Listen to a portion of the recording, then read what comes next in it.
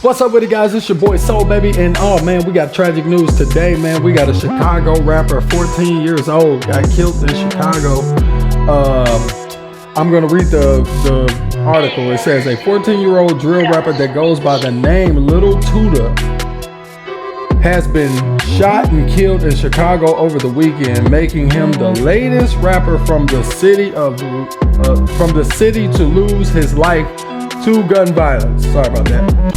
According to ABC 7 Chicago, Little Tuda, whose real name is Timothy Lockhart, okay, was shot in the head on Chicago's west side at 4:45 p.m. on Saturday, June 17th.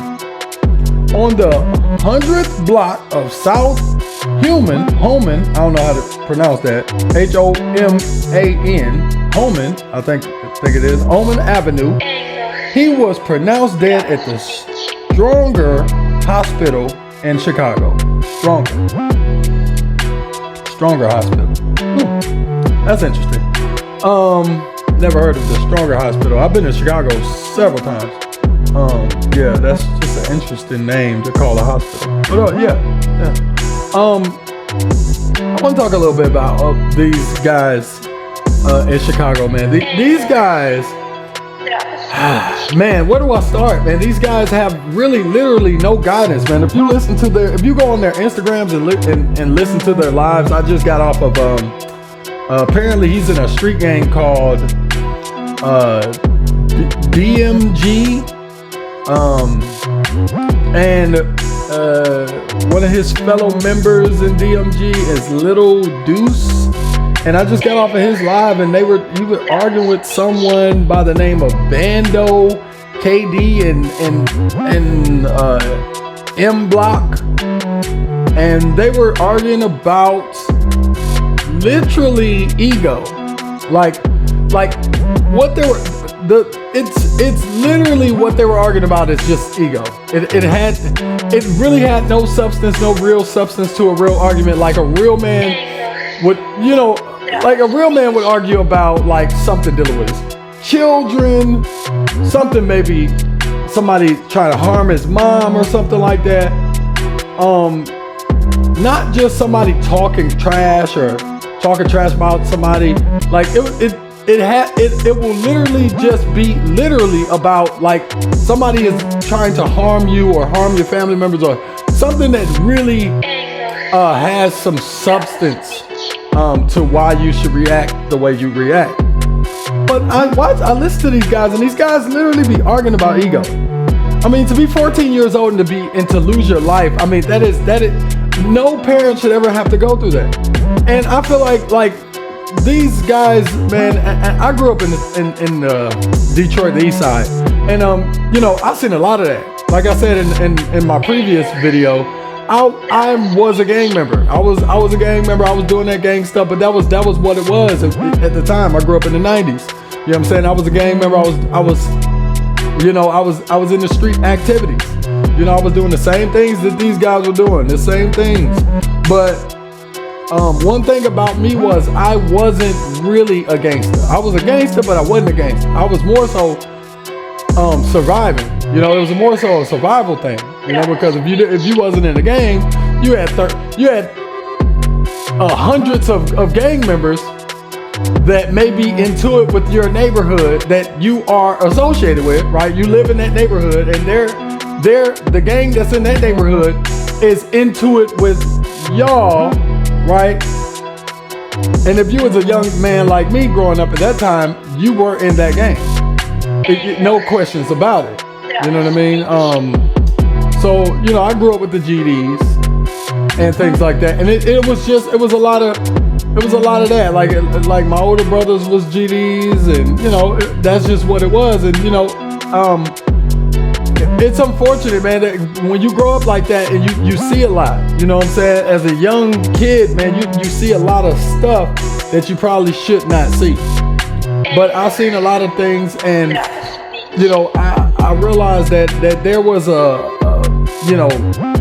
it was a misperception of who should be the person that you should be into it with, who was the person that you should possibly beef with. Like, it was like all these like fictitious like beefs, and usually it was just you beefing over nothing. You was really just beefing over ego. You was beefing over somebody said something to you, somebody stepped on your shoes, somebody disrespected you, and it was just all ego. And you know, I was always a wise kid. You know, I knew, okay, I gotta do this. You know, I gotta be in this gang because I gotta survive. You know what I'm saying? It's just a survival thing. But I was always wise to say, you know, hey, do I want to get shot and dead? You know, killed in these streets? You know, and I think I got wiser, even wiser as you know, I got older. You know, by the time I was like 16. I was already wise enough to know, okay, I don't want to be in the streets anymore, right?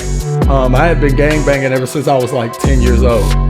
And so, yeah, to be honest, that's a large gap because I could have got killed between that gap, you know what I'm saying? Between 10 years old and 16 and realizing, like, that's how a lot of these guys get killed. That's how a lot of these guys end up, you know, they're the unfortunate ones. You know what I'm saying? That end up catching the bullet. Now, I've been in shootouts and all kind of different, you know, gang stuff, like real gang stuff, like whatever you think gang stuff is, that's what I've been into. You know what I'm saying? And it really is unfortunate. I lost a lot of friends. I lost a lot of, you know, homeboys and stuff like that, dead or in jail. And it's just really unfortunate, man. I look at stories like this and I go, man, this is unfortunate, bro. Like, this is sad, you know. And I also look at it like this could have been me, you know, just gangbanging, trying to prove himself, trying to, you know, prove that he's the toughest person in the neighborhood and nobody can test his gangster and nobody should test his ego. And, you know, that's basically what you're doing at that age. You're trying to prove yourself. You're trying to show that you're the toughest, you're the baddest. But what I realized, and you know, me being the baddest, you know, gangster that I was, you know, me doing me, you know, what I realized was when you're the baddest gangster, like when you really the baddest gangster, like me, I could fight. I knew my way around a knife. I knew my way around a gun. I did it all. Okay. But when you are the baddest gangster, what I realized is people fear you more. When they fear you more, then you have a problem. But guess what? They have to get rid of you now. They got to get rid of what they fear. See, people have to get rid of what they fear. And so if you want to be the most feared person in the neighborhood, then somebody's going to get rid of you. Somebody's going to touch you and make sure that you are no longer here. So they no longer live in fear when you come around. See, I was the type of guy that you couldn't look at me wrong, you couldn't step on my shoe, you couldn't brush me, you couldn't knock the chip off my shoulder because it would be a problem. You couldn't even look at the chip on my shoulder because it would be a problem. I'd be bashing your head into the concrete, and that's just the way it was with me. And that is a person, and looking back now, I realized I was very sensitive. See, most young men at that age don't even want to admit that they're sensitive, but you are sensitive. That is called sensitive. When somebody can't barely even look at you too long, you about to pop off on them. That's a sensitive person. And, you know, I realized that. I said, man, I gotta get better. You know what I'm saying? I can't be that sensitive because we're all the sensitive people. Dead or in jail. In a crazy home somewhere. You know, that's why I feel for these guys, man. I feel for these guys. I think these guys should find a better avenue. They should find something else to, you know, do with their time, man. I know it's hard when you're living in those type of environments, you know, but it is something that I recommend. You know, I recommend parents move out of those situations, move out of those neighborhoods. It is not good. It's not safe for your children. But yeah, it's unfortunate, man. Rest in peace to little Tuda, Timothy. And yeah, just keep his family in your prayers, y'all. You know, get down in the comments, tell me what y'all think. Like, comment, and subscribe. Hit that bell notification for future updates.